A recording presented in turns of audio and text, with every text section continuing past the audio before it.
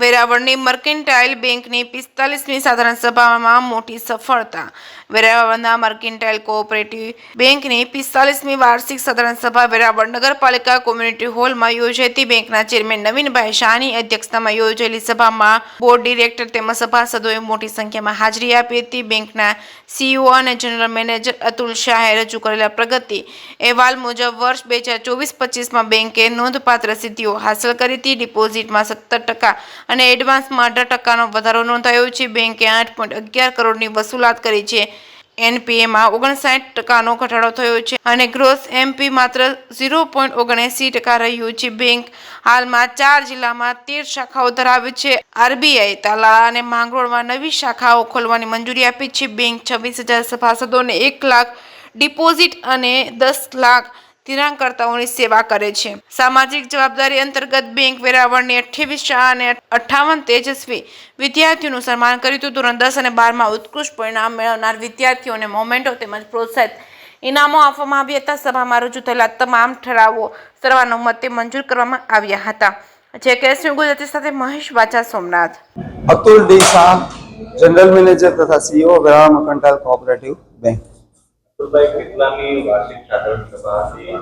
બેંકનો ગ્રોથ શું છે, પ્રગતિ છે, શું એવા નિર્ણયો આ કોર્સમાં લેવાયા છે? આખી વાત આજે વેરાવળ મર્કેન્ટાઇલ કોઓપરેટિવ બેંકની 54મી વાર્ષિક સાધારણ સભા સભાસદોની વિશાળ હાજરીમાં મળી હતી। એમાં સાધારણ સભાના દરેક ઠરાવો છે એ સર્વાનુમતે પાસ થયા છે। બેંકે વર્ષ 24-25માં યશસ્વી કામગીરી કરી ડિપોઝિટમાં 17%નો, એડવાન્સમાં 18%નો અને એનપીએમાં -59%નો ગ્રોથ મેળવેલ છે। વર્ષ દરમિયાન બેંકે 8 કરોડ 11 લાખની વસૂલાત મેળવી બેંકનું ગ્રોસ એનપીએ માત્ર 0.79% રહેલ છે।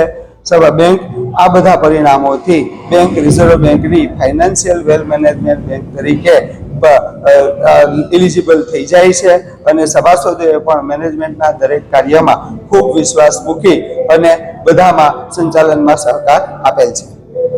શાખાઓની વાત કરવામાં આવે તો કઈ શાખાઓ છે, નવી શાખાઓ કઈ કાર્યરત કરવામાં આવી છે, ગ્રાહકોની સેવા માટે બેંકના વિશેષ હાલ 4 જિલ્લા ગીર સોમનાથ, જુનાગઢ, રાજકોટ અને જામનગરમાં બેંકની 13 શાખાઓ છે।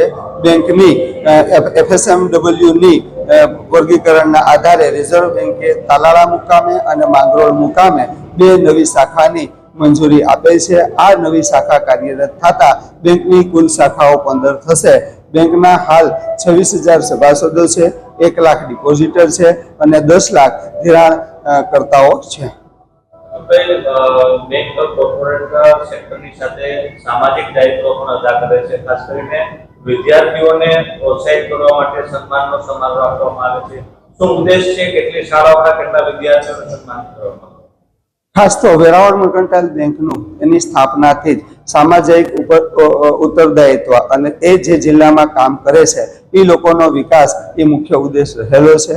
એના ભાગરૂપે આ વખતે સાધારણ સભામાં વેરાવળ જિલ્લામાં જે લોકો બાળકોને 10 અને 12મા ધોરણના બાળકોને તેજસ્વી છે એ લોકોનું સન્માન કરવાનું નક્કી કરેલું છે। એમાં 28 સ્કૂલના કુલ 58 બાળકોને બેંક દ્વારા સન્માનિત કરવામાં આવશે તથા તેના પ્રિન્સિપાલોને પણ બેંક દ્વારા બહુમાન કરવામાં આવશે।